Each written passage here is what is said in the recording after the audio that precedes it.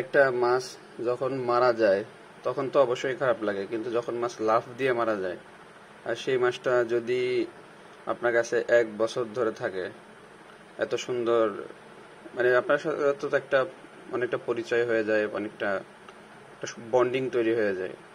তো তারপরে যখন মাছটা লাফ দিয়ে পড়ে মারা যায় তখন আসলে কি কষ্ট লাগে সেটা বলে বোঝানোর মতো না। যার মাছ মারা গেছে এত পুরাতন সেই বুঝবে। আসলে কিছু করারও নাই, আবার মানতেও কষ্ট হয়ে যায়। আর এটা একটা খোলসা, আর এটা তো ওই যে নিয়ে আসছিলাম 1 সপ্তাহ হয়েছে মনে হয়, এটা বা 2 সপ্তাহ মতো হয়েছে। এটাও লাফ দিয়ে পরে মারা গেছে, এটাও লাফ দিয়ে পরে মারা গেছে। দুইটাই আউটডোরে ছিল। আউট কি আর করার, নিচে পড়ে। আর ইদানিং তো রোদ অনেক বেশি, শুটকায় গেছে পুরা। কখন পড়ছে কে জানে। কখনো এটা প্রায় 1 বছর ধরে আছে, কখনো লাভ টাফ তেমন দেয় নাই বা কিছুই হয় নাই।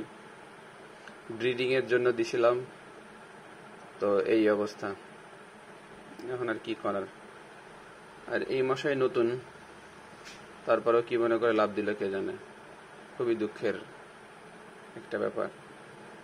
যাই হোক, সবাই আপনাদের মাছগুলারে সুন্দর রাখবেন, যাতে তারা লাভ না দেয়, বা ওরকম একটা প্রোটেকশন ইউজ করে রাখবেন।